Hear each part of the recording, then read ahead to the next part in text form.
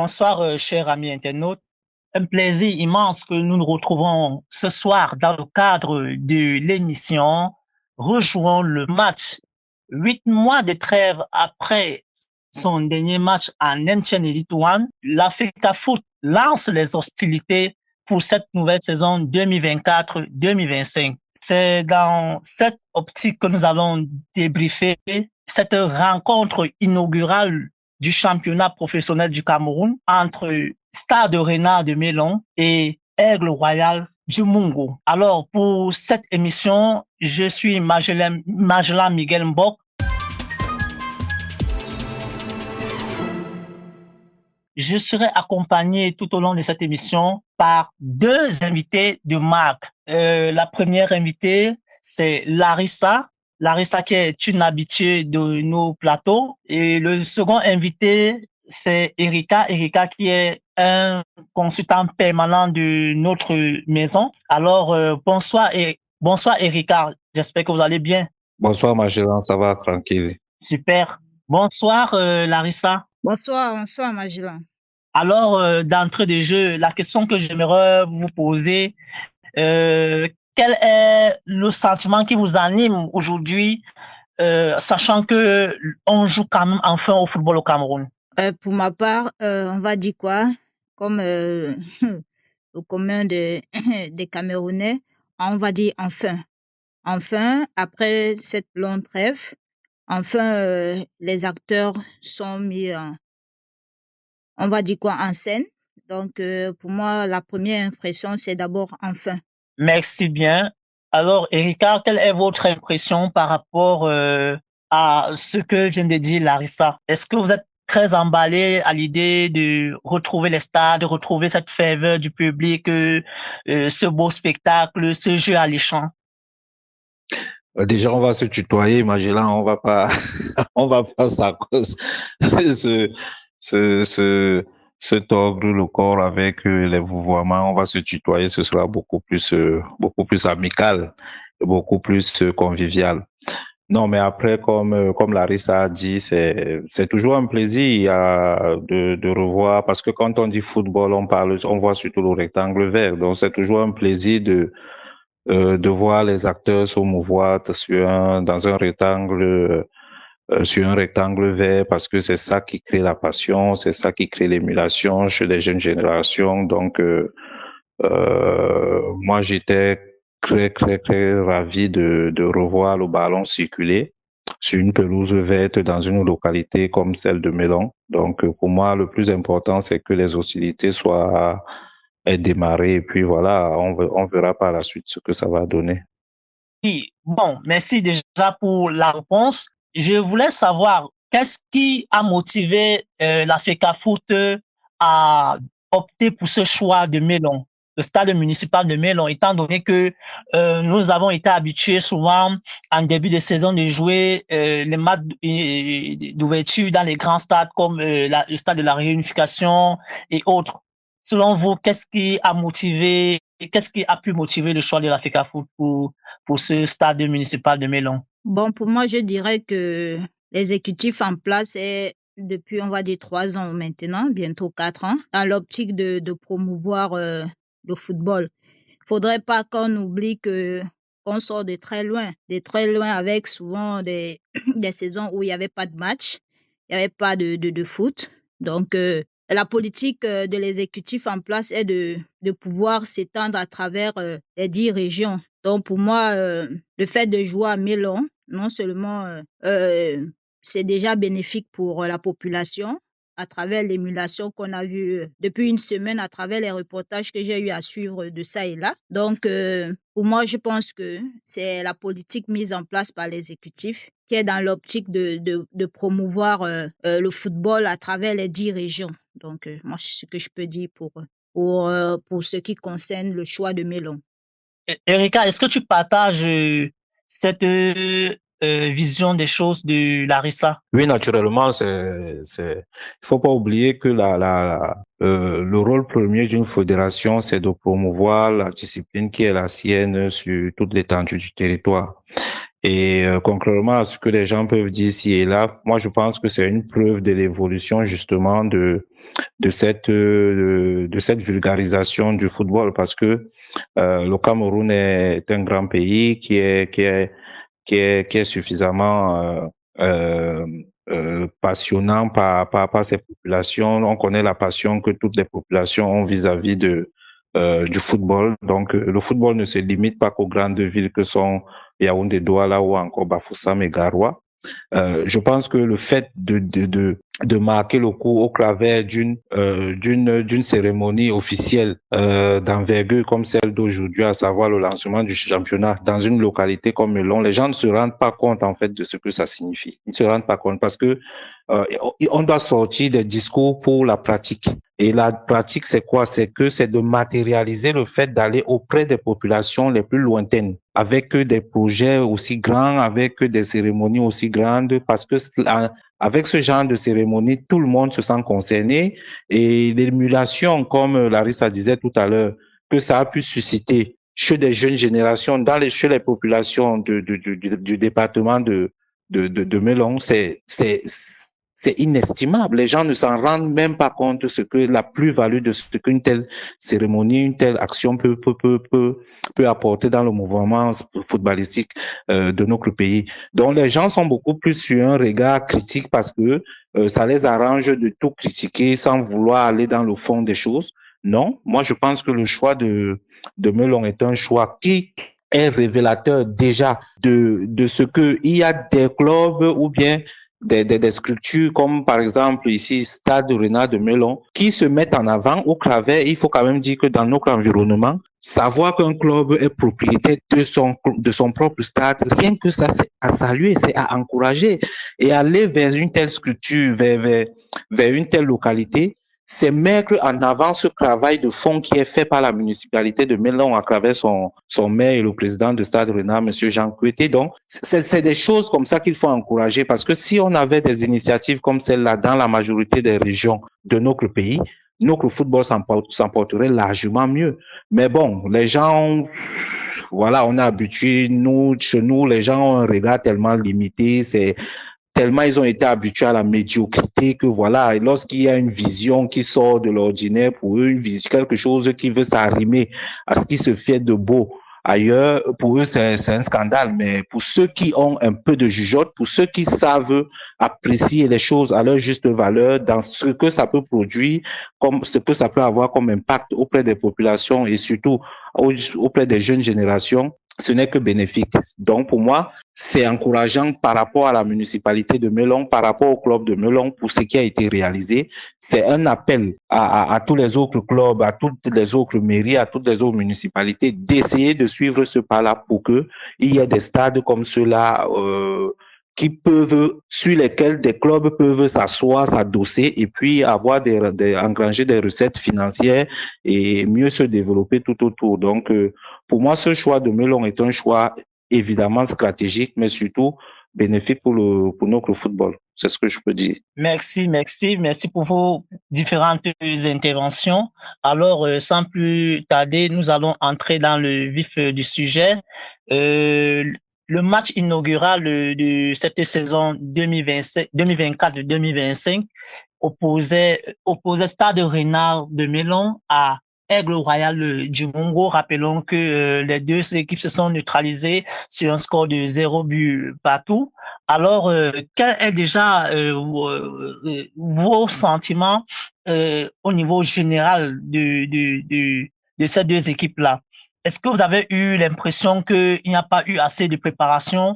Rappelons quand même que certaines équipes ne s'entraînaient plus depuis longtemps, certaines équipes étaient encore, la tête était encore dans le mercato. Et hier encore, on apprenait que Canon il y a eu un mouvement d'humeur à Canon Sportif de Yaoundé où ils ne voulaient pas se déplacer en raison des problèmes de règlement de primes, de primes de signature et autres. Est-ce que vous avez le sentiment que le match n'a pas été préparé comme il le fallait?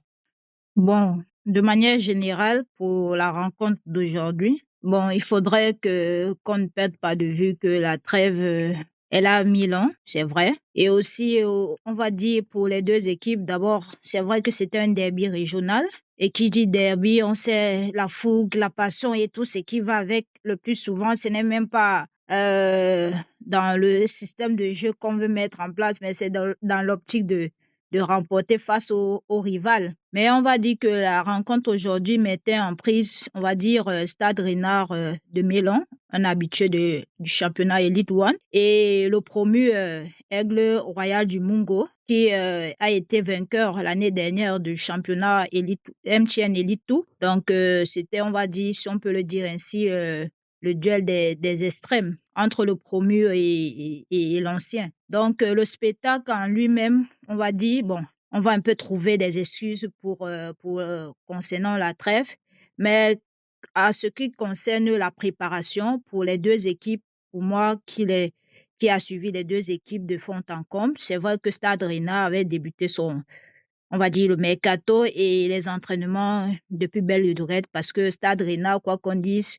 dans les 16 clubs qui sont en Elite One cette saison, Stade Rennais fait partie des bons élèves, si on peut le dire ainsi, à travers un bon management.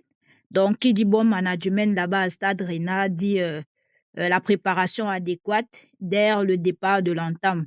Donc, voilà, c'est vrai que avec le départ de leur ancien coach, coach Pagou, qui n'est plus là-bas, qui a fait une très belle saison l'année dernière, malheureusement, ils ont été coiffés par Victoria United, futur champion l'année dernière. Donc, avec le nouvel entraîneur, ils ont commencé très tôt les préparatifs. On va dire pour Aigle Royal du Mungo, pareil pour le promu. Mais concernant le spectacle en lui-même, on va dire on est resté un peu sur notre faim parce que le spectacle n'a pas tenu vraiment, comme on dit souvent, la promesse des fleurs, parce que le jeu il était haché, donc les circuits de balles et tout, on ne voyait pas trop. Donc on se dit que il y a eu beaucoup plus de travail foncier que sur le plan tactique. Donc c'est ce que je peux dire pour ce premier jet. Erika, est-ce que tu penses que le fait que Aigle soit nouvellement arrivé en Elite One, est-ce que vous pensez qu'ils ont assez respecté l'adversaire pour le match d'aujourd'hui? Non, au contraire, on n'avait pas l'impression de voir une équipe qui est promue face à une équipe qui a joué le premier rôle l'année dernière. Moi, je pense que c'est une excuse, c'est une fuite en avant de parler de cette trêve de 8 mois qui a eu un impact sur le jeu, parce que, en fait, le jeu décousu qui nous a été présenté aujourd'hui, c'est ce à quoi on est servi depuis belle lurette chez nous. Moi, je me demande quel est le contenu des entraînements de la part de nos encadreurs. Parce que moi, j'ai l'impression que chaque année, on prend les mêmes, on recommence. Il n'y a véritablement pas une équipe qui essaye de se démarquer dans la production du jeu. Bon, ça peut arriver par rapport avec certaines équipes, comme l'année dernière, par rapport, tu avais Colombe, tu avais par moment, même ce Stade Rennais avec le coach Pagou. Mais en général, le football, on sait très bien que c'est un jeu haché. C'est-à-dire que c'est pas un jeu qui est basé sur des transitions, sur des passes courtes, sur des circuits préférentiels. C'est un jeu qui est beaucoup plus athlétique, qui est basé sur des dégagements, sur des duels physiques et tout. Mais le foot d'aujourd'hui, c'est pas ça. On ne demande pas de perdre l'identité de notre jeu, mais au moins qu'on sente qu'il y a un travail technique qui est mis en place. Parce que lorsque tu regardes une rencontre comme celle d'aujourd'hui, tu ne sors de là avec aucune... Franchement, c'est totalement décousu. C'est totalement décousu. Il n'y a pas 3-4 passes successives. Il n'y a pas de gestes d'éclat. C'est tout le temps. C'est ce que les gars nous servent. Et puis c'est pourquoi on a du mal à souvent sortir un ou deux joueurs du lot, parce que tous ils se ressemblent presque tous, à l'exception d'un ou deux, comme par exemple Ivan Vondoki de Colombe, qui essaie lorsqu'il est sur le stade de faire des choses, des petits gris-gris. Mais aujourd'hui, par exemple, moi j'ai rien vu. C'était terne, le match était terne. Il n'y a pas de il n'y a pas de débordement, il n'y a pas de dribble, il n'y a pas de fait de jeu, il n'y a pas d'action, voilà. Et tout cela se ressent même souvent sur des actions qui sont dites entre guillemets des actions faciles où on peut mettre comme en première mi-temps. On a eu une occasion où le joueur de Stade Rennais, je ne me souviens plus de son nom, qui se retrouve seul face au but et qui met le ballon qui envoie le ballon dans les gradins. Mais il le fait pourquoi? Parce qu'il n'a pas la lucidité technique. C'est un manque de travail technique parce que les gens ont souvent l'impression que loger le ballon au fond du filet, c'est la chose la plus facile. Que non, ça se travaille. Et ceux qui ont joué, qui ont pratiqué le football et ceux qui, encore mieux, les avant-centres savent que c'est beaucoup de travail. Il faut faire beaucoup de travail spécifique devant le but. Et ça, c'est un travail technique. C'est un travail technique. On manque souvent on manque d'avoir plein de buts dans notre championnat parce qu'il y a ce manque de travail technique. Les gens ne jouent pas parce que mettre un ballon au fond du filet, c'est avoir une lucidité technique, c'est savoir choisir la surface du pied qu'il faut utiliser, c'est pouvoir bien cadrer, c'est être assez froid devant les goals. Et c'est ce qu'on n'a pas parce que moi, je sais que nos encadreurs, ça travaille beaucoup plus, ça fait courir les enfants comme des chevaux, ça muscle et tout. Non, le football aujourd'hui, même l'aspect foncier se travaille avec le ballon. Et on ne le ressent pas sur le terrain. On ne ressent pas ça sur le terrain. C'est des duels à n'en plus finir, c'est des tacles, on n'est pas là pour voir des bouchers se matraquer entre eux. On est là, le football, c'est un spectacle. On veut voir des gars qui posent le ballon ou bien qu'il y ait un essai de pouvoir poser le jeu. Et les joueurs qui sont sur le terrain ne répercutent que les consignes ou bien ce qu'ils ont pu travailler en semaine. Donc, s'ils nous offrent ce spectacle, ça veut dire que le problème est beaucoup plus profond, il est en amont, et c'est aux techniciens de pouvoir élaborer des phases de jeu qui font en sorte que le spectacle soit reluisant pour ceux qui se déplacent dans les stades ou bien nous qui avons pu regarder à travers le petit écran. Donc, moi, je suis resté sur ma faim. C'était un spectacle complètement haché qui ne m'a pas plu. Et moi, j'espère que les autres rencontres avec les autres techniciens comme le coach Toa ou bien encore le coach John Kep, ils vont nous servir des choses beaucoup plus plaisantes à voir que ce qu'on a pu voir aujourd'hui. Merci. Alors, Larissa, revenons un peu sur le fait majeur de cette rencontre, comme évoquait Erika tout à l'heure, notamment ce but raté à la surprise générale par le défenseur de Stade Rennais, Vincent Collins Mbalafoué. Est-ce que, selon toi, aujourd'hui, outre de faire une préparation physique générale, comme on a l'habitude de faire en début de saison, est-ce qu'il ne faut pas aujourd'hui aller un peu parler tactique aux entraînements, essayer un peu de travailler devant les buts, essayer un peu de renforcer un peu la technicité des enfants aujourd'hui, selon toi? Oui, bien évidemment, mais qui parle de technique, le problème, il faut revenir autant pour moi au football à la base. Parce que ce n'est pas en étant vieux qu'on apprend la technique. Non, non, non. Ça, là, c'est à la base qu'on apprend cela. Maintenant, le problème se pose au niveau de la formation de nos formateurs. Comment on forme les jeunes aujourd'hui? C'est ça. C'est la question, c'est la véritable question. Quel est le modèle de formation chez nous? Quel est le modèle quel est le type de joueur qu'on veut et quel est le football qu'on veut pratiquer? La direction générale, la direction nationale, autant pour moi, technique nationale de football, doit élaborer normalement un style de jeu. C'est vrai qu'on est aussi en mode, on va dire, sur le plan des clubs, et que chaque club, normalement, doit avoir son jeu spécifique. Mais quand tu regardes la rencontre d'aujourd'hui, que ça soit, ce n'est pas seulement le défenseur là qui a manqué devant les buts. Tu as aussi plusieurs actions, même du côté de l'Aigle Royal de Mungo.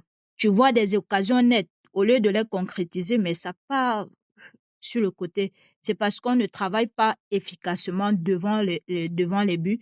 Chez nous, nos formateurs, la question est de savoir comment sont formés nos formateurs. C'est ça. Et aussi, en retour, la façon dont ils sont formés, parce que chez nous, le recyclage, quand la fédération demande aux coachs d'aller faire des recyclages, on les voit pas et tout cela, parce qu'on apprend tous les jours, les techniques de jeu évoluent. Chez nous, on ne sait pas où c'est le football archaïque qu'on veut on veut produire. Parce que quand tu regardes la rencontre d'aujourd'hui, que ça soit les circuits préférentiels, que tu quittes du gardien pour le défenseur, bon, la ligne, même la colonne vertébrale même de chaque équipe, tu vois pas, même l'équilibre de jeu, que ça soit les passes courtes, jeu long, jeu court, tu vois rien. Donc pardon, le match aujourd'hui, c'était en mode à l'époque, comme on dégage, dès qu'on reçoit le ballon, on dégage. Non, on joue plus comme ça, on joue plus comme ça. Donc, tu ne vois même pas, même une équipe t'aligner 2 à 3 passes et aller et proposer du jeu en avant. Comme disait Erika tout à l'heure, il y a quelques rares entraîneurs chez nous, à l'instar du coach, naturellement du coach Pagou. Tu as vu que l'année dernière, Stade Rennais produisait du beau jeu.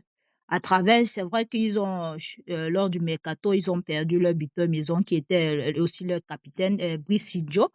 Aujourd'hui, ils sont en mode, ils sont en mode repère.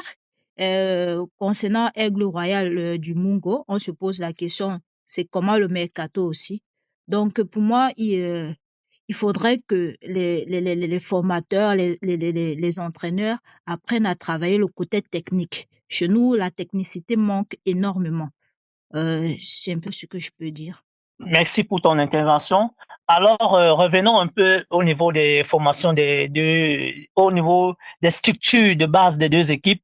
Aigle Royal du Mungo a évolué avec un classement en 4-2-4, c'est-à-dire que 4 défenseurs, 2 milieux de terrain et 4 attaquants, tandis que Stade Rennais a évolué avec 3 défenseurs, 3 milieux de terrain, 2 pistons et 2 attaquants.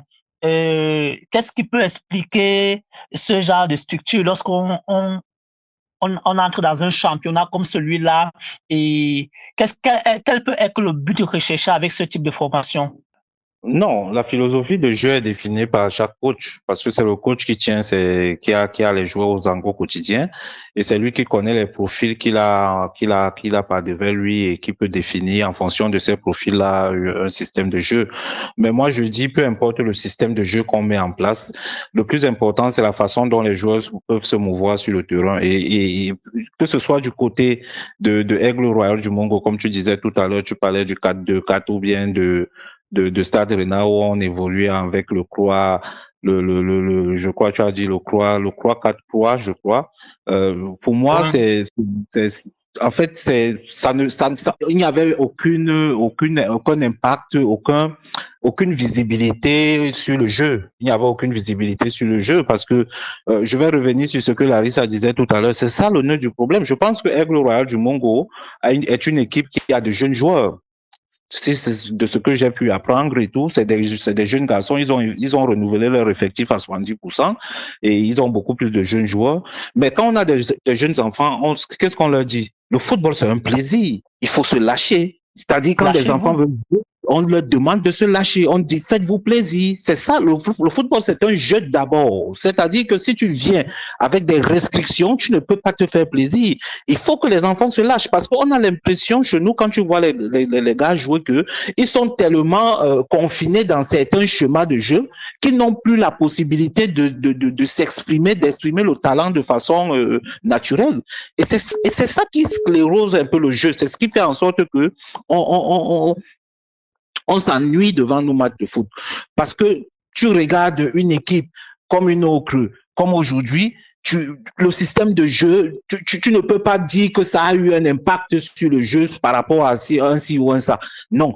Tous, tu as l'impression que tous, c'est des bûcherons, c'est des défenseurs. C'est-à-dire que le seul point commun que tous nos joueurs ont, c'est que c'est des gars qui charbonnent. C'est-à-dire même l'avant-centre charbonne correctement. Mais c'est pas ça qu'on veut. C'est bien beau d'avoir des gars combatifs sur le terrain, mais c'est encore mieux d'avoir des gars qui ont une petite subtilité technique, parce que quand le joueur qui réfléchit et qui a la technique va toujours battre le gars qui est seulement dans le physique. Et c'est ce qui nous manque aujourd'hui. Voilà pourquoi on n'a pas de joueurs qui sortent du lot. Les peu de joueurs que nous avons qui ont souvent crevé l'écran chez nous, remarquez bien, c'est des joueurs qui ont un petit niveau technique. Je prenais le cas tout à l'heure d'Ivan Vondo, ou bien encore de Nathan Douala de Victoria United qui joue en 1 ou 2 touches de balle, ou bien Shindo John Bosco qui était avec Yonso Academy l'année dernière. Pourquoi est-ce qu'eux ils crèvent l'écran? Parce qu'ils ont ce ce petit plus technique qui fait en sorte que sur un stade de football, ils ne passent pas le temps à bagarrer. Les autres, tout ce qui les intéresse, c'est bagarrer, mais c'est pas que ça le foot. C'est bien d'être combatif, mais c'est encore mieux de pouvoir élaborer le jeu. Le foot, c'est un jeu d'élimination, c'est un jeu offensif, il faut pouvoir marquer le but. Et si on n'a pas ce travail technique à la base, et il faudrait dire que le travail technique ne s'invente pas, c'est la spécificité. C'est la spécificité. C'est pourquoi je questionnais tout à l'heure le contenu des entraînements de nos encadreurs techniques, la spécificité. Larissa a dit tout à l'heure que c'est pas quand on a atteint un certain âge qu'on va corriger les fondamentaux qu'on n'a pas pu à la formation de base. Ça, c'est clair. Si tu n'as pas su amortir un ballon dans les catégories inférieures, ce n'est pas quand tu seras déjà senior que tu vas vouloir amortir un ballon. Parce qu'il y a des choses qui ne se rattrapent pas en football. Ça, on est clair là-dessus. Mais maintenant, il faudrait pas que, moi, j'ai plus peur que les jeunes joueurs, comme c'est de plus en plus le cas qu'on découvre en élite, que les encadreurs essayent de les cantonner, de les brimer, de ne pas leur permettre de s'éclater. Il faut qu'on laisse les enfants jouer, qu'on les laisse exprimer leur talent de façon naturelle, tout en leur faisant comprendre qu'ils appartiennent, ils font partie d'un bloc et qu'ils ont un comportement tant sur le plan défensif à avoir qu'offensif, mais il faudrait qu'ils se fassent plaisir. Parce que si Samuel Eto'o, par exemple, ne se faisait pas plaisir, il ne serait pas l'icône, le grand joueur qu'il a été. Maintenant, si on veut à tout prix faire en sorte que les gars passent le temps à bagarrer, à oublier le ballon et à ne pas pouvoir être lucide devant le but, on aura des matchs fades comme ceux qu'on a eu aujourd'hui. Donc, il faudrait que les encadreurs mettent l'accent sur la spécificité. Et encore mieux, le travail collectif ne suffit pas.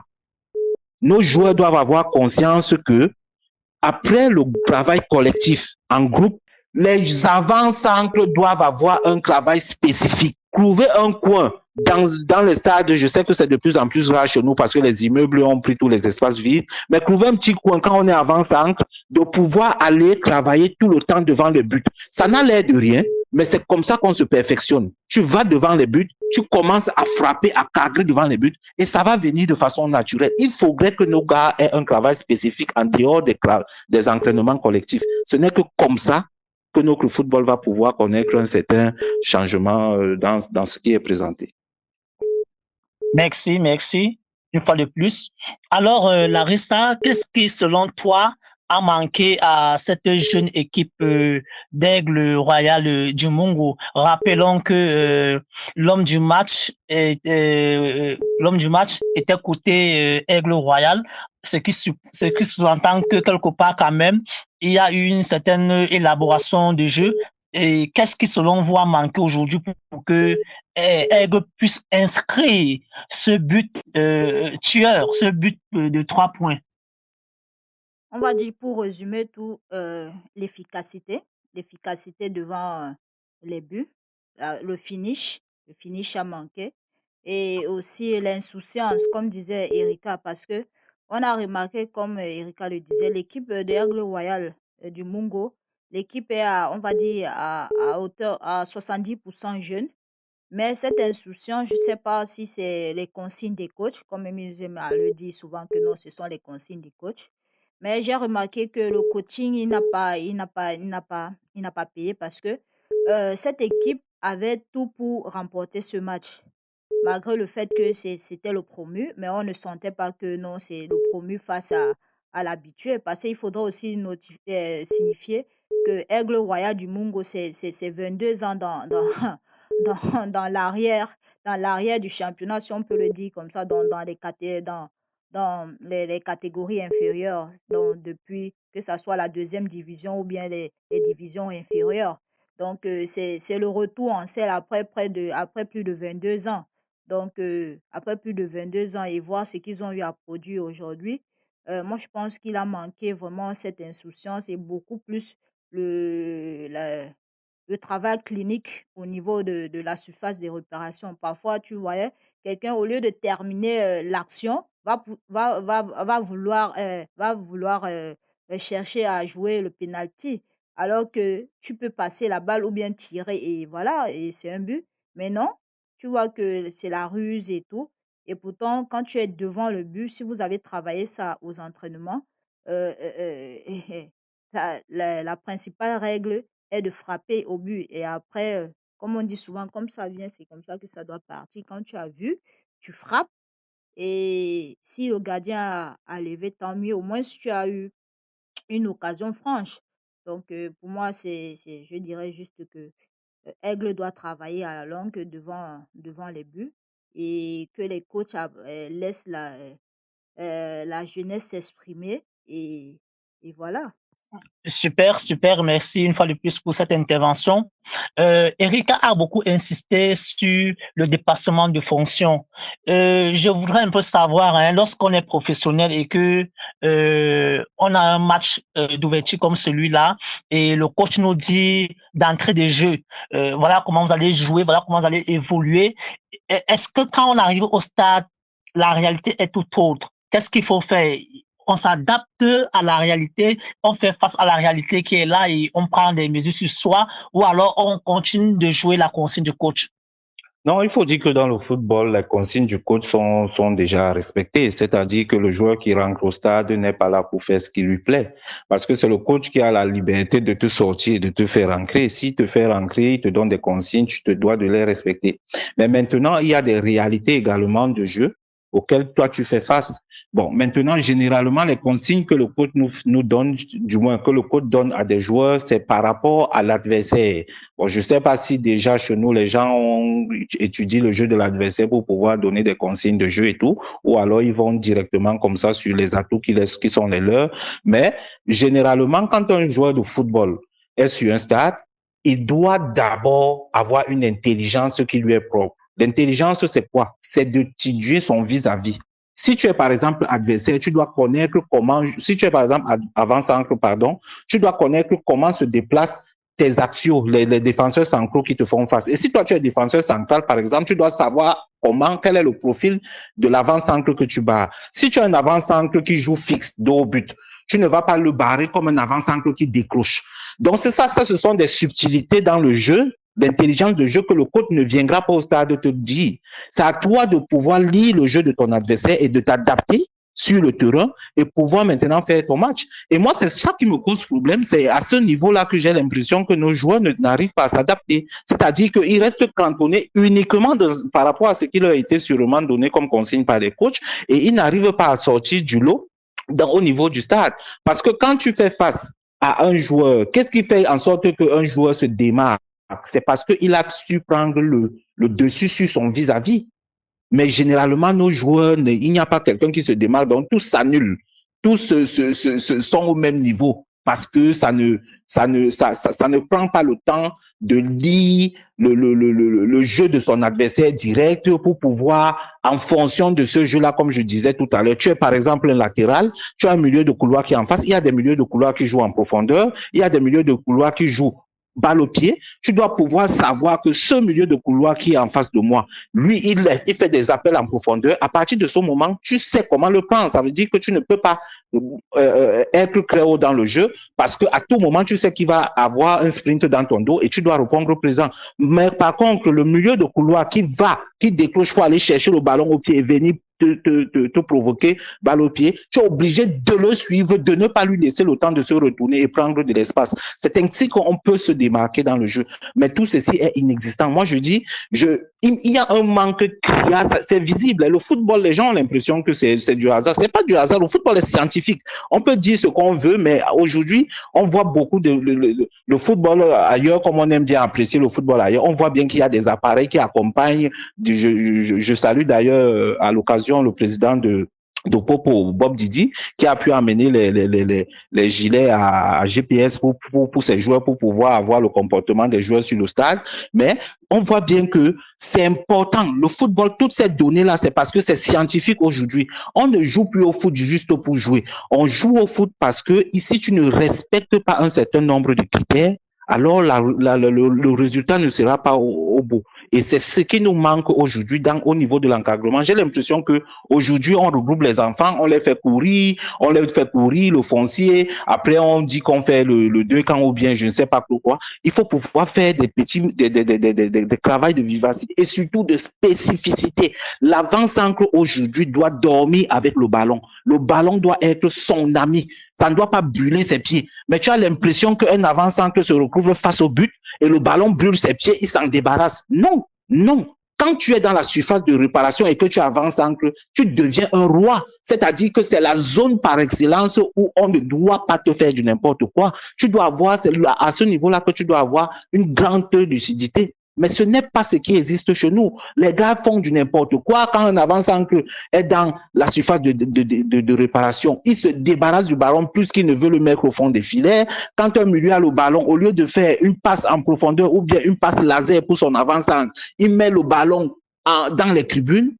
Franchement, il y a beaucoup de boulot à faire. Il faut que les gars soient conscients de ce qu'ils font. Il y a d'abord une conscience individuelle avant la conscience collective. Lorsqu'ils regardent leurs idoles ou bien ceux qui jouent de l'autre côté, qu'ils voient, si je suis milieu de terrain et que je regarde un match du PSG, je dois regarder comment se comporte Vitinha. Si je suis milieu de terrain, je vois un match, par exemple, de Manchester City, je dois regarder comment se comporte Kevin De Bruyne. On ne regarde pas un match pour le plaisir de regarder. On regarde un match parce que certains ont atteint un certain niveau et on aspire à ce niveau et on copie au travers déjà du visuel ce qu'on a et on essaie au moment maintenant de l'entraînement de reproduire. Ce n'est que comme ça qu'on devient fort. Tous les grands joueurs sont passés par là. Et tout va te dire qu'il essayait de reproduire ce que faisait Roger Mila. Tout le monde passe par là. On ne sort de nulle part pour comme ça, on n'a pas de modèle. Non. Il faut avoir des modèles pour pouvoir s'appuyer dessus et pouvoir travailler. Ce n'est que comme ça qu'on pourra avoir des pépites dans notre championnat. Merci une fois de plus, merci.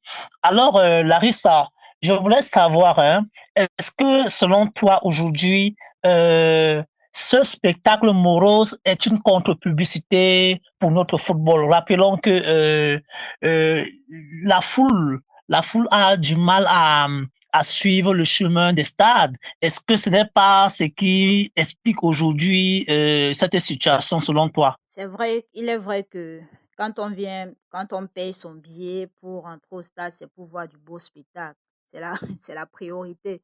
C'est le spectacle qu'on vient voir. Les acteurs doivent nous produire du beau spectacle et c'est de ce spectacle que le spectateur va savoir si la prochaine rencontre, je viens ou je viens pas. Bon, on va pas dire que c'est uniquement cela qui fait en sorte que le public ne vient plus dans les stades. Non, il faudrait, comme je dis toujours, il faudrait pas qu'on oublie qu'on vient de très loin où le football camerounais, jadis à l'époque, c'était les stades combles et tout. Et après un moment, c'était plus ça parce que vraiment l'organisation était, ça laissait à désirer entre les grèves et bon, on va pas refaire l'histoire du football camerounais, on sait déjà un peu.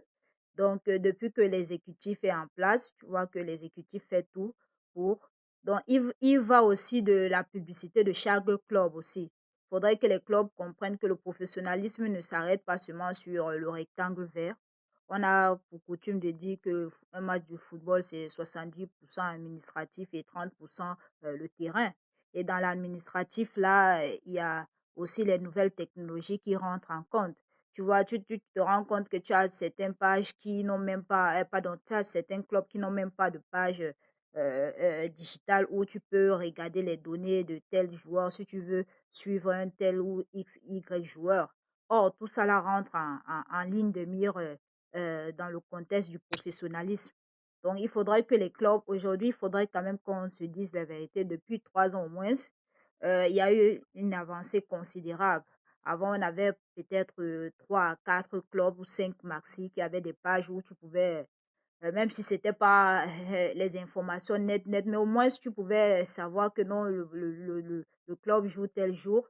Mais depuis quand même 3 ans, ça avance et cette année encore plus, quand tu regardes les pages, que ce soit Stade Renard, Aigle Royal du Mungo, Canon, Colombe, tu vois, Victoria United, n'en parlons pas, tu vois que c'est pro, c'est professionnel, c'est digital et tout ça, ça mène aussi le public aussi à venir au stade. Parce qu'à travers les petites vidéos que vous pouvez proposer au public qui est à quelqu'un qui vous suit après, il va dire, bon, je m'avais un peu regardé le spectacle qu'on me propose ici sur l'appareil digital pour voir si en présentiel c'est le même spectacle. Donc, il va de soi que il faudrait que tout le monde se mette pour pouvoir ramener le public qu'on veut vraiment dans les stades. Donc, tout ça là participe. Donc, voilà, c'est un peu ça. C'est pas seulement à la fédération de faire ce travail, mais c'est au club aussi qui doivent, à travers leurs supporters, créer des fanbases et autres. Et ce sont ces supporters. Et si tu veux créer des fanbases, il faudrait aussi que l'administration soit OK. Au côté administratif, il ne faudrait pas que tu arrives, comme on a pris l'exemple de Canon l'autre jour, on dit non, les joueurs rentrent en grève. Ça fait pas sérieux, en fait. Ça fait pas sérieux. Or, quand tu es, toi, le supporter, si tu donnes ton argent ou bien tu achètes la carte de membre, par exemple, je prends l'exemple d'un comme Colombe du Dia et Lobo. Quand tu achètes une carte de membre là-bas, parce que tu vois, on te dit, on t'explique lors même des âges et tout, tu vois comment la communication est faite. Et toi-même, et quand tu arrives à ajouter à cela le spectacle produit par les acteurs sur le terrain, tu es conquis et tu ne peux qu'encourager. Donc, il faudrait que les clubs aussi se mettent au travail et avec le peu que la fédération, à travers aussi ses différents sponsors. Moi, je loue vraiment la publicité qu'il y a eu vraiment sur cet événement aujourd'hui parce que depuis une semaine, c'est ce qui tourne en boucle, c'est qui tourne en boucle et vraiment, le spectacle a été là du côté, on va dire, communicationnel. Donc, c'est un peu ça. Mais pour le spectacle sur le terrain, il va falloir que les acteurs eux-mêmes, les entraîneurs et les joueurs nous produisent du beau spectacle pour amener encore plus le public et aussi pour mieux vendre même l'image, même dans les chaînes qui retransmettent. Et voilà. Merci. Alors, Erika, est-ce qu'on peut dire aujourd'hui que ce match nul est plutôt en défaveur de Stade Rennais, qui, rappelons-le, joue quand même les premiers rôles dans ce championnat. Stade Rennais a quand même dans son effectif des joueurs, des internationaux, tels que Achou Kerido, Kamala et Nkwisi, qui sont quand même des joueurs de renom. Est-ce que aujourd'hui on peut pas dire sans se tromper que Stade Rennais a mal lancé sa saison? Non, mal lancé sa saison, ce serait un grand mot, ce serait Claudie. Bon, je pense qu'un match nul, on peut pas cracher dessus. La saison est longue, c'est un championnat pour unique, il y a 30 journées, donc ils ont fait un match nul, il y aura d'autres journées qui vont suivre. C'est pas un mauvais résultat, bien que ce soit à domicile et surtout que bon, c'était face à un promu.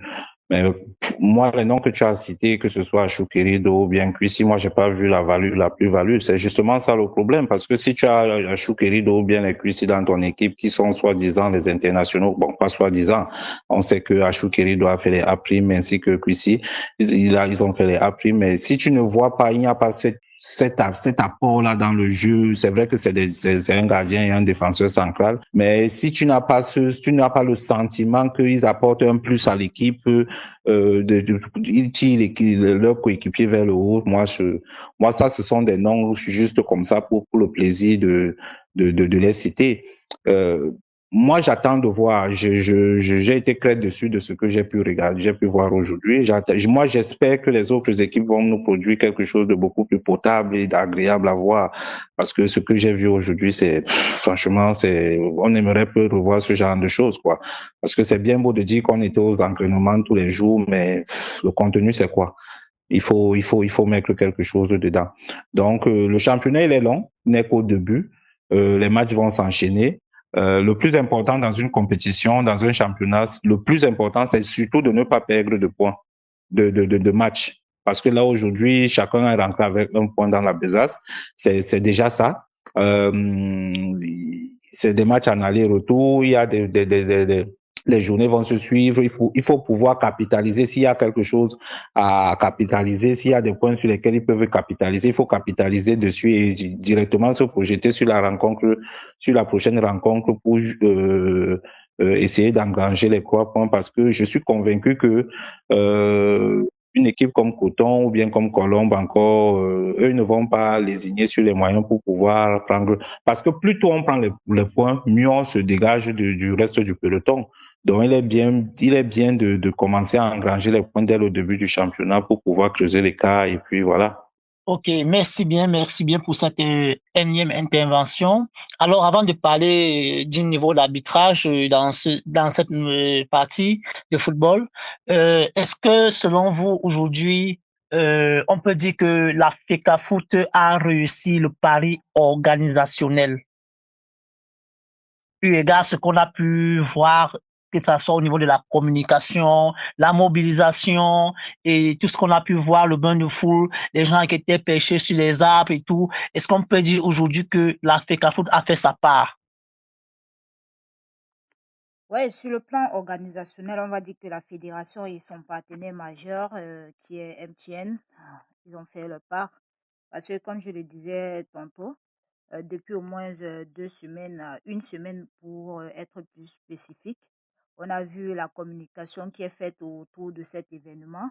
Et en plus encore avec les images qu'on a eu à voir des personnes qui sont perchées sur les arbres, sur les, d'autres qui sont dans les immeubles abandonnés. Donc voilà, pour le spectacle, peut-être sur le terrain, il n'a pas été au rendez-vous, mais les alentours, ça a été festif parce qu'on a vu à travers les mini-reportages qu'on a vu ça et là, la communion faite dans le département du Mungo, c'est l'effervescence et que ce soit les supporters de Aigle Royal du Mungo et que ce soit les supporters du Stade Rena de Mélan. Donc tu vois qu'en plus c'était un derby régional. Donc, l'effervescence était là. On a vu la participation des anciennes gloires, à l'instar de l'ancien sélectionneur Rigobert Song, la légende Roger Mila et autres. Donc, le spectacle en lui-même était au rendez-vous sur le plan organisationnel. Bon, comme aucune œuvre n'est parfaite, donc pour, on va dire, s'il faille noter, on va dire 8 sur 10, c'était là. Maintenant, le spectacle sur le terrain qui a un peu manqué, mais voilà. La retransmission avec Canal 2 International, bon, c'était là. Faudrait qu'on se dise, c'était là. Mais sinon, sur le plan communicationnel, comme je le dis, la fédération et son partenaire majeur, MTN, à travers les sports et les caravanes et tout ça là, franchement, la communication autour de cet événement, ça a été vraiment à 100%. Que tu sois à gauche, à droite, partout dans les chaumières ou bien même dans les groupes, c'était uniquement ce match qui était en pompe, en pompe. Et pourtant, si j'ai bonne mémoire, je pense il y avait aussi aujourd'hui un match entre les anciennes gloires camerounaises et les anciennes gloires brésiliennes. Mais on ne parle pas de cela, on parle beaucoup plus du match d'aujourd'hui, d'ouverture, de la couverture. Donc ça veut dire que au plan organisationnel et communicationnel, ça a été. Ok. Erika, est-ce que, puisque vous avez beaucoup insisté sur la qualité des jeux, le niveau de compétition, est-ce que vous pensez aujourd'hui que pour attirer un diffuseur sérieux dans notre championnat, il va falloir que les équipes se surpassent, que les équipes produisent un jeu alléchant, un jeu qui séduit de plus en plus les amoureux du ballon, selon vous? Encore, je vais te dire, on va se tutoyer, hein, ne t'encombre pas du vouvoiement. Tu sais, on est des jeunes qui aspirent à faire différemment et surtout différemment de façon positive. Donc, ne t'encombre pas du vouvoiement. Je vais déjà dire un mot par rapport à ce que, sur le plan organisationnel, si tu permets. Il faut dire que non, c'est excellent ce que la fédération et le partenaire MTN ont pu mettre en place. C'est-à-dire que on a souvent coutume à entendre des gens tirer sur la fédération ou leur point faible, c'est la communication parce que eux, ils veulent qu'on leur dise ce qui relève du secret. Donc, c'est pourquoi ils sont tout le temps en train de dire c'est la communication parce qu'ils veulent entendre des chiffres et tout, et tout, et tout. Mais aujourd'hui, on a bien vu que sur le plan de la communication, Tout a été mis en place, c'est-à-dire qu'on a vu sur toutes les pages, sur tous les réseaux sociaux et tout, un déploiement qui était vraiment salutaire, et puis ça s'est manifesté avec la présence du nombreux public qui était aux abords des stades. Donc la fédération a joué son rôle, le partenaire principal MTN a également joué son rôle. Et il faut dire ici que malheureusement dans notre environnement, les médias n'œuvrent pas pour ne concourent pas à ce que la publicité autour de notre football soit à son top. Parce que quand tu as des émissions à longueur de journée sur nos médias qui passent le temps à tirer sur la fédération, à critiquer, à faire des trucs et tout, parce que je pense que si les gens saluaient beaucoup plus les efforts qui étaient faits par la fédération et le partenaire et qu'ils s'attardaient sur les lacunes, et là je réponds à la question qui était la tienne, sur le niveau de jeu exécrable ou de certaines de nos équipes, parce que pas toutes, il y a une ou deux qui sortent du lot, mais la majorité, le niveau de jeu exécrable. Si on avait des émissions sportives où des gens venaient mettre l'accent dessus, je pense que ça contribuerait à ce que on ait un réel engouement de certains diffuseurs. Et encore, il faut dire que vraiment, Larry a été gentil de dire que la diffusion de Canal 2 aujourd'hui était là. C'était pitoyable. Moi, je veux bien qu'on soit critique vis-à-vis de certaines personnes. Moi, je suis d'accord que Mathieu Fangoua, Mirabeau Maob, Boubanguna organisent des panels où ils viennent tirer sur la fédération comme quoi le management est catastrophique avec tout ce qui va avec. Moi, je n'ai rien contre. Mais ce serait mieux que lorsqu'il faut qu'on fasse notre propre boulot aussi, qu'on le fasse excellemment. C'est ça. Parce que moi, ce que j'ai vu aujourd'hui, en les voyant critiquer, tirer sur la fédération comme ils le font tous les jours, je me serais attendu à ce que Canal 2 m'offre quelque chose de potable, de propre. Mais je ne sais pas si lorsqu'on te montre un ralenti d'une action qui s'est déroulée en première mi-temps, on te la montre en deuxième mi-temps. Je ne sais pas si lorsqu'il y a une occasion offensive sur laquelle tu te demandes si c'est un but ou pas et on te montre un parasol de MTN, je ne sais pas si c'est ça le professionnalisme. Parce que c'est bien beau de tirer sur la fédération à longueur de journée. Oh, c'est là-bas, c'est n'importe quoi, c'est la dictature, c'est le management par embuscade, par rancune et tout. On organise les plateaux, on critique en longueur de journée la fédération camerounaise et son président Samuel Eto'o. Mais maintenant, lorsqu'on est mis devant notre responsabilité, lorsqu'on nous donne l'opportunité de pouvoir retransmettre un match, pour que le nombreux public, que ce soit sur le plan national au Cameroun et ceux qui sont à l'extérieur puissent visionner le match. Ce qui nous ont servi là, ils ne rendent pas service à la fédération. Je suis désolé. Donc, à l'avenir, ils doivent la boucler et mieux se concentrer dans ce qui est leur boulot. Leur job, c'est de savoir diffuser une rencontre. Et s'ils ne savent pas le faire, qu'ils se mettent à l'école et qu'ils laissent les autres aussi faire ce qu'ils ont à faire. Parce qu'avec ce qu'ils ont proposé aujourd'hui, ils n'ont pas la prétention de pouvoir dire quoi que ce soit à la Fédération camerounaise de football. Parce qu'on peut se permettre de dire, de critiquer l'autre lorsque nous-mêmes on essaye de faire bien. Mais si nous-mêmes nous sommes médiocres, nous sommes nuls, et on va se permettre d'aller critiquer les autres, ça n'a aucun sens. Donc, au niveau diffusion aujourd'hui, franchement, on a l'habitude de critiquer notre chaîne nationale parce qu'on sait que c'est du n'importe quoi. Mais au niveau des matchs, il n'y avait pas comparaison avec ce que le Canal 2 nous a proposé aujourd'hui. Je suis désolé.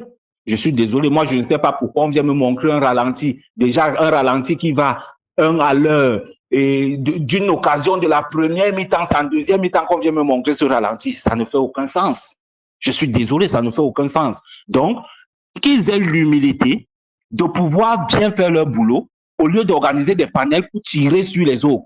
Voilà. Comme ça, si chacun reste à sa place, je pense que les choses iront beaucoup mieux. Et ça rentre dans le concours de tous les acteurs du football. Ça, c'était côté média. Comme on a parlé, je me suis longuement apaisé tout à l'heure sur les techniciens, sur les joueurs et tout. Si tout le monde essaye de se parfaire, d'aller vers le haut, de cesser de regarder plutôt le travail de l'autre et se concentrer sur ce qu'il doit faire comme effort, je pense que c'est tout ça, toute cette juxtaposition d'efforts qui va entraîner maintenant des diffuseurs sérieux, parce qu'il y aura quelque chose de potable. Parce que qu'est-ce qui crée la venue des diffuseurs?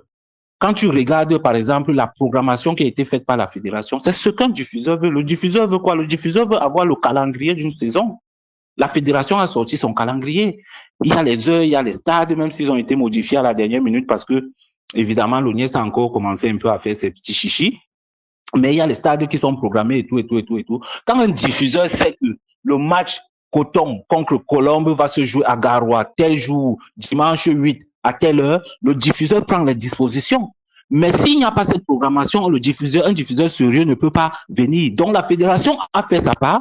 Maintenant, c'est aux autres acteurs qui doivent concourir à la belle image de notre football, qui doivent s'atteler à leur part de boulot et non toujours aller critiquer, aller regarder sur la fédération taper, pourtant eux-mêmes ils ne font rien du tout. Parce que c'est sur ces plateaux de télé qui déjà n'arrivent pas à diffuser un match de façon potable, où les techniciens viennent tirer sur la fédération tous les jours, mais qu'ils fassent leur classe dans leur domaine et qu'ils permettent à la fédération de continuer. Parce qu'on est en train de tous voir que aujourd'hui, nous sommes à la 3e année de l'exécutif actuel. On voit que cet exécutif est en train d'apprendre des erreurs qui ont été commises dès le départ et ça monte crescendo. Si les autres également dans leur domaine avaient la même attitude, de faire pareillement, je pense que tous ensemble, on irait vers quelque chose de meilleur et on attirerait des diffuseurs qui pourraient avoir une redevance qui serait reversée au club. Ton message, il est passé et je pense que les concernés vont prendre conscience de ce que tu viens de dire. Nous allons clôturer cette émission en parlant des hommes en noir. Les arbitres. Nous savons très bien que la saison dernière a été entachée par des actes irréguliers avec des soupçons de corruption, de ceci, de cela, impliquant des arbitres. Est-ce que, déjà, je voulais savoir, quelle est la note que chacun d'entre vous attribue à l'arbitrage de ce jour? Bon, on va dire pour l'arbitrage de ce jour, bon, c'était là.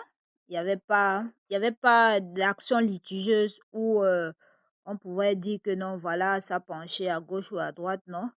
Les arbitres, que ce soit l'arbitre central ou les arbitres de touche, ils ont tenu leur match. Bon, ils étaient dans le match de la première à la dernière minute. C'est vrai que, comme on dit souvent, il y a des choses à pas faire. Mais sinon, pour aujourd'hui, pour la journée d'aujourd'hui, là, concernant ce match, les arbitres ont été au rendez-vous. D'autant plus que il n'y a pas une équipe, que ce soit Stade Rennais ou Aigle Royal du Mungo, dira que non. Il y a une occasion que l'arbitre a refusée, qui était en sa faveur. Non, l'arbitrage était correct aujourd'hui, donc pas de problème au niveau d'arbitrage aujourd'hui. Pour ce match, quand même, on ne va pas pointer du doigt l'arbitrage. Merci. Erika, est-ce que tu partages l'avis de Larissa pour ce match concernant l'arbitrage? Oui, concernant l'arbitrage, de toutes les façons, il n'y avait pas grand-chose à arbitrer. C'est vrai qu'il fallait départager les bouchers qui étaient là en train de se criper le chignon sur l'aire de jeu. Mais je pense que on ne peut pas pointer l'arbitrage du doigt parce que il y a eu une ou deux petites actions où l'avant-centre de Aigle Royal du Mungo, je crois, qui au lieu de s'atteler à finir l'action a voulu plutôt feindre un penalty et tout ça. Donc, je pense qu'il méritait même un carton parce que c'était assez stupide de sa part de le faire. Il a l'occasion de mettre le ballon au fond, mais il préfère plutôt s'étaler sur la pelouse. Donc, l'arbitre, moi, je pense que depuis la fin de la saison dernière avec les playoffs, on a moins à redire sur l'arbitrage.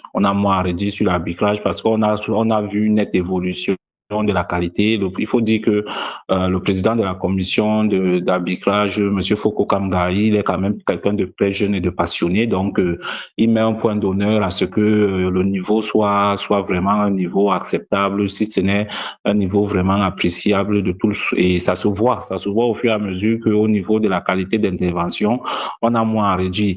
Bon, maintenant, il y a aussi un problème de mentalité de nos encadreurs. Ça ne bavarde pas beaucoup parce qu'ils se sont séparés 12 à 2. Mais s'il y a une équipe qui avait perdu, je suis convaincu que tu aurais vu un encadreur qui serait sorti dire que non, on nous a lésés et tout et tout.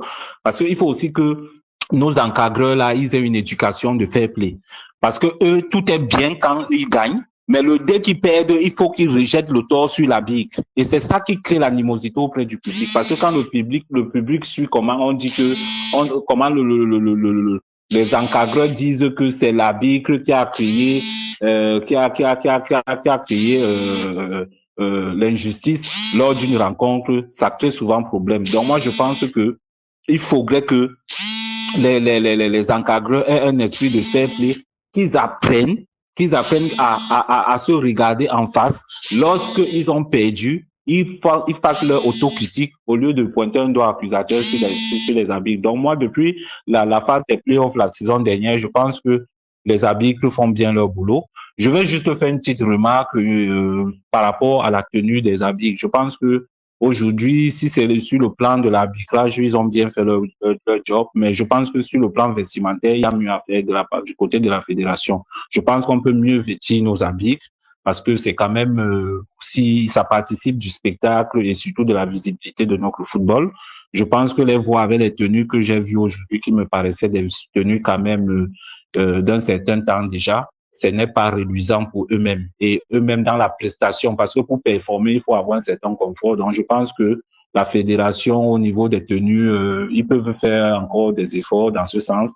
C'est comme pour dire qu'on s'est critiqué de façon objective. On n'est pas là pour faire la critique n'importe comment, mais il faut savoir faire des suggestions pour faire évoluer le mouvement au lieu de critiquer juste même ce qui est bien fait pour critiquer. Donc, je pense qu'au niveau vestimentaire, on gagnerait à harmoniser les tenues des arbitres.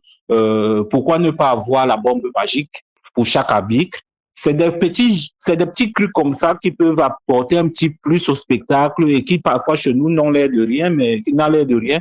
Mais c'est des choses qui peuvent susciter un certain engouement, un certain plaisir chez le public à vouloir venir au stade regarder. Donc, je pense que sur le plan de l'arbitrage, il y a beaucoup d'améliorations parce que des dispositions, je pense, ont été prises dans ce sens-là, mais maintenant, il y a des choses à faire comme les tenues vestimentaires et puis les petites gadgets qui peuvent les accompagner pour mieux exercer dans leur profession. Est-ce qu'on peut dire aujourd'hui que le président de la FECAFOOT, Samuel Eto'o, a fait de l'arbitrage son cheval de bataille parce que on constate une bonne cuvée d'arbitres jeunes aujourd'hui, 17 ans, 18 ans, qui officient dans des matchs de Coupe Cameroun et autres. Est-ce qu'on peut dire aujourd'hui que Samuel Eto'o a compris qu'il fallait aussi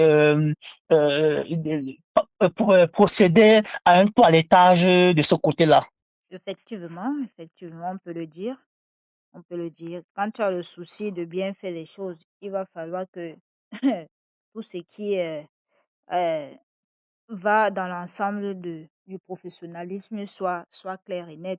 Tu vois que au niveau de l'arbitrage, on sort des premières années sous l'ère de cet exécutif où c'était trop fort, les plaintes à répétition et tout ça. Là, on a vu des bagarres où on tabassait les arbitres en plein match et tout.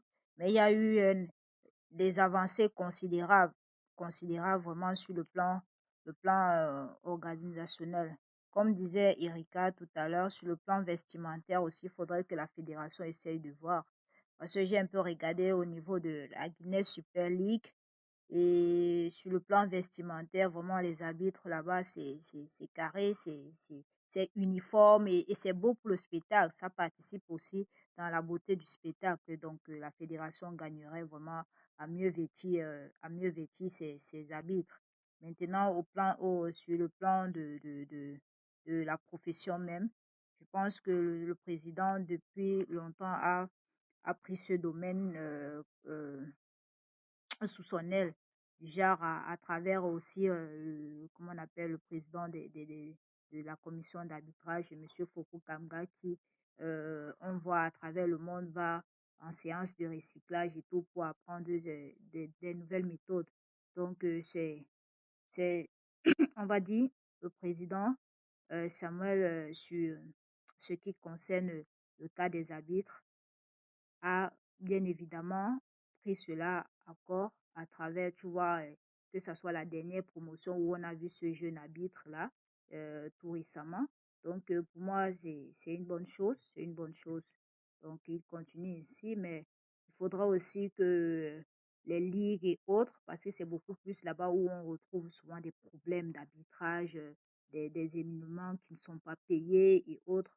Donc, il faudrait vraiment que ce spectacle vraiment audio où on voit les arbitres qui grèvent, ça participe aussi à la beauté du spectacle. Donc, il faudrait que la fédération continue à travailler sur ce domaine et à mieux former encore parce que une meilleure formation des arbitres produit aussi du beau spectacle sur le terrain. Sujet des arbitres, c'est ça, Magellan. Je crois que ton micro est fermé, hein. Disais que est-ce qu'aujourd'hui, Antoine, pour clôturer ce chapitre d'arbitre, est-ce qu'il ne faudrait pas aujourd'hui que on ait beaucoup plus à craindre le président de Victoria United parce qu'avec lui, on ne sait jamais jusqu'où il peut arriver parce que lui, très récemment encore, il avait interrompu un match amical à Douala à cause d'un corner qu'on avait bon, on peut dire ça gracieusement accordé à l'adversaire. Il a interrompu le match pendant, je crois, 15 minutes. Est-ce qu'aujourd'hui, il doit vraiment être un peu plus responsable au niveau de la maîtrise de ses émotions, de ses états d'âme? Parce que là, on n'aura plus de cadeaux à faire cette saison parce que le championnat doit vraiment être relevé. Oui, non, cela va de soi que cela va de soi que ça doit, il doit avoir un travail sur lui. C'est pas des choses avec tout ce qu'il fait comme effort. C'est-à-dire qu'avec le côté professionnel qu'il est en train d'installer au sein de Popo, il ne faudrait pas que lui-même soit à contre-publicité de ce travail-là au travers des comportements comme ceux-là. Donc, je pense que il a commencé déjà à avoir ce travail. Ce travail, ce côté autocritique vis-à-vis de lui-même parce que dernièrement, encore lors du trophée des champions, j'ai vu, il était dans les gradins, il n'était pas sur le banc de touche et il a dit lors de la conférence de presse qu'il a organisée qu'aujourd'hui, certes, il est passionné, mais il préfère maintenant que ce soit les coachs qui passent les consignes au lieu que ce soit lui. Donc, non, il n'est pas bon qu'un président comme lui vienne, ou bien un autre président, comme on a vu le président du MS le fait, ce qui a valu même d'ailleurs cette relégation au niveau régional du MS qui demande à son équipe d'arrêter le match et de sortir comme si c'était un championnat du quartier de 2-0. Donc il n'est pas bon qu'il perpétue ce genre de comportement. Il faudrait que lui, il soit à la hauteur des investissements que nous tous nous apprécions. Ce qu'il fait de Victoria United parce qu'aujourd'hui Victoria United a le plus gros budget de notre élite de football, 1,1 milliard de francs CFA. Ça veut dire qu'il y a quand même des moyens colossaux qui sont consentis de ce côté. Donc, il ne faudrait pas que lui-même il vienne encore ternir cette image-là. Donc, je pense qu'il a compris parce que voilà, des erreurs on peut faire des erreurs, mais le plus important, c'est de les corriger.